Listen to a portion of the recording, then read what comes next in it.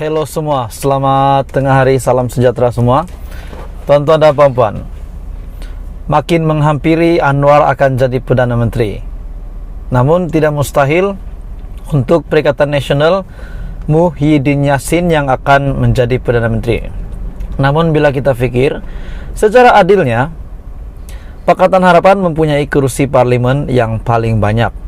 Sudah pasti PH adalah yang berkuasa untuk membentuk gabungan, untuk membentuk kerajaan persekutuan. Itu yang rakyat percaya.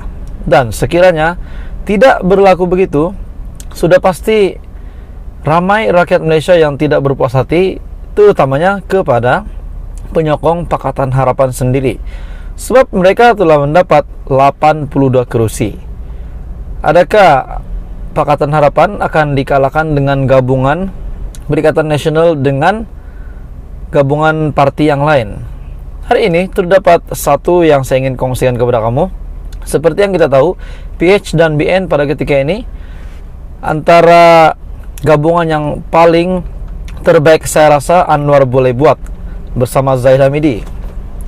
Tetapi kenapa PH tidak dapat bergabung dengan GPS, dengan Perikatan Nasional? 4 sentimen yang menjadi penghalang bentuk kerajaan gabungan. Setelah PRU 15 selesai pengundian, tiada gabungan yang stabil akan dapat dibentuk berdasarkan sentimen daripada setiap parti yang bertanding pada PRU ke-15. Walaupun PH memperolehi parlimen paling dominan dengan 82 kursi bersama DAP dan MUDA. Jadi sudah pasti gabungan-gabungan antara parti-parti besar ini bercanggah dengan komponen-komponen parti yang terdapat di dalam parti gabungan itu. Gabungan Pakatan Harapan Perikatan Nasional dilihat amat mustahil. Umum sudah mengetahui bahawa Perikatan Nasional mampu menyerlah pada PRU 15 disebabkan kerjasama dengan PAS. Untuk melihat Perikatan Nasional bergabung dengan Pakatan Harapan adalah hampir mustahil, kerana PAS terlebih awal memberitahu tidak akan sesekali bekerja sama dengan DAP. Makna kata, PAS tidak sesekali akan bekerja sama dengan Pakatan Harapan, sebab DAP dan Pakatan Harapan adalah sama. Pakatan Harapan, parti komponen lainnya adalah DAP, dan ini tidak disukai oleh PAS dan tidak mungkin akan bekerja sama. Perkara ini sudah ditegaskan oleh Presiden PAS sendiri, Tan Sri Abdul Hadi Awang, sehari sebelum tarik pengundian PRU 15.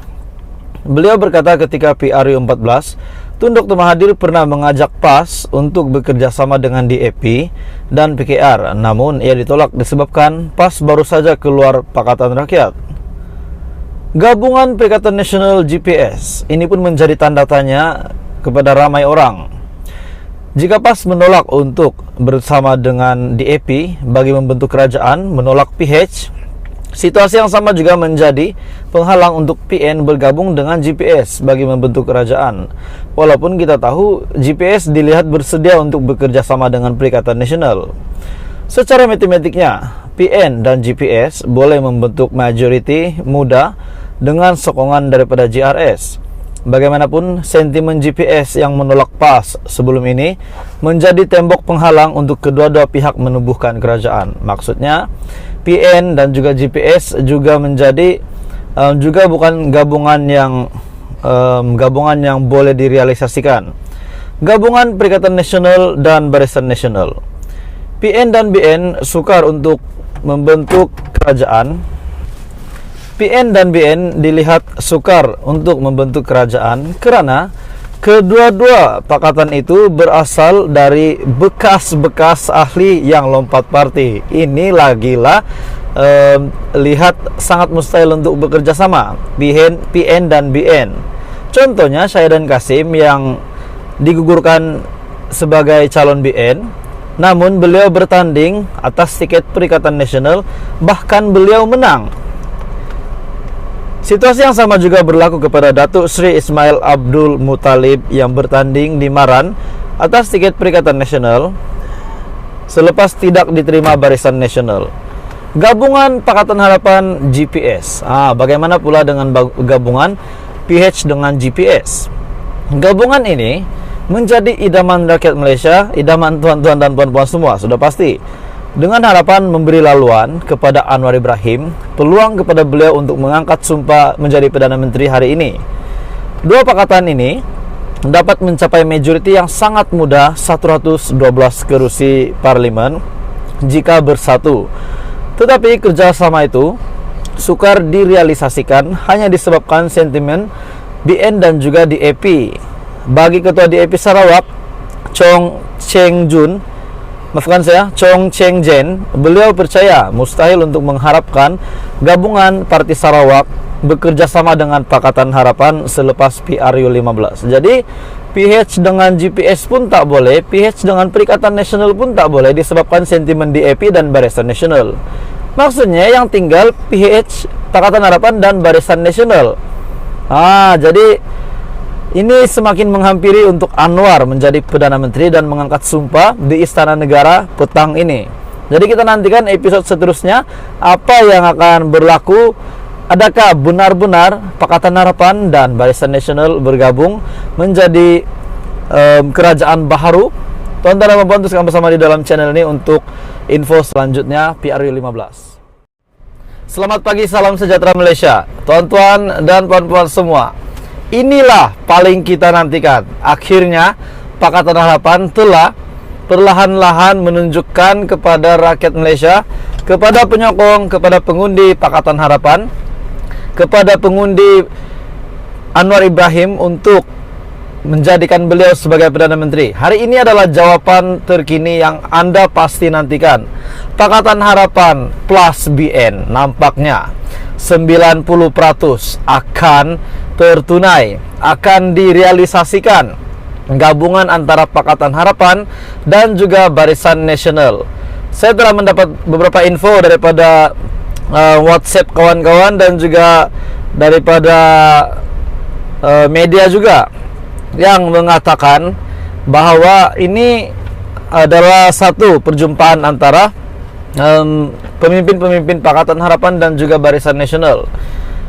Melalui satu message yang telah tular di media sosial pada hari ini, perjumpaan antara BN dan Pakatan Harapan sedang berlangsung di Hotel Seri Pacific Kuala Lumpur.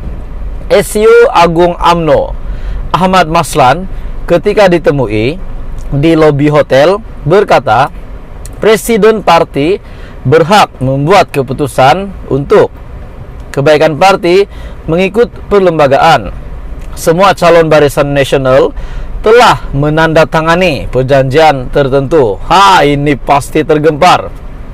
Hari ini Pakatan Harapan dan Barisan Nasional mengorak langkah Seri Pasifik bakal tubuh kerajaan bersama. Jadi akhirnya Anwar telah mendedahkan dengan siapa yang beliau akan bergabung. Adakah 82 kursi parlimen yang dikuasai oleh Pakatan Harapan bergabung dengan Barisan Nasional yang mempunyai 30 kursi parlimen pada ketika ini, dan mereka bentuk kerajaan mencukupi 112 kursi parlimen, dan inilah yang paling dinantikan rakyat Malaysia pada hari ini. Semua 30 ahli parlimen dari Barisan Nasional ketika ini berkumpul di Hotel Seri Pacific di Kuala Lumpur bagi menghadiri pertemuan dengan pimpinan tertinggi komponen Pakatan Harapan, termasuklah Presiden PKR Datuk Seri Anwar Ibrahim dan juga calon Perdana Menteri.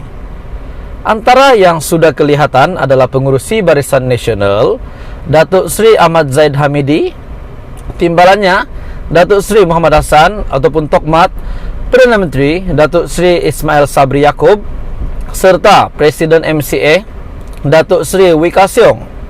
Manakala ahli parlimen lain yang turut kelihatan termasuklah ahli parlimen Pontian Datuk Seri Ahmad Maslan dan juga ahli parlimen Pengerang Datuk Seri Azalina Othman Said. Kasiong berkata mereka berkumpul di Hotel Seri Pasifik selepas mendapat arahan daripada kepimpinan tertinggi mengenai agenda pembentukan kerajaan. Jadi ini sudah terjawab. Ini sudah menjadi jawaban kepada persoalan-persoalan penyokong Anwar Ibrahim. Namun setiap gabungan yang berlaku ini pasti ada komplikasinya. Pasti ada berita-berita susulan penerimaan rakyat Malaysia apabila Pakatan Harapan bergabung dengan kerusi BN, bergabung dengan Parti Barisan Nasional. Sebab kita tahu Barisan Nasional pada ketika ini adalah salah satu PRU yang mereka bertanding. Ini adalah antara yang terburuk dalam sejarah Barisan Nasional. Ahmad Maslan berkata, Presiden parti berhak membuat keputusan untuk kebaikan parti mengikut perlembagaan. Katanya, semua calon Barisan Nasional sudah menandatangani perjanjian tertentu. Perjanjian tertentu. Respon itu diberikan ketika menjawab pertanyaan mengenai status ahli parlimen Barisan Nasional. Terdahulu, Ahmad Zahid menegaskan bahawa beliau sahaja yang layak dalam menentukan apa-apa gabungan politik bersama BN dalam penubuhan kerajaan. Beliau juga turut menegaskan mana-mana ahli parlimen yang melanggar arahan parti akan mengakibatkan kelucutan keahlian termasuk kerusi parlimen. Jadi tuan-tuan dan puan, inilah jawapan yang kita nantikan. Jadi adakah pada hari ini Anwar yang akan mengangkat sumpah? Tetapi bila saya dengar berita ini, saya baca berita ini, saya dapat lihat, saya dapat nampak sah Anwar bakal menjadi Perdana Menteri untuk kerajaan baharu ini, gabungan daripada Pakatan Harapan dan Barisan Nasional. Apa komen Anda? Boleh komen di bawah.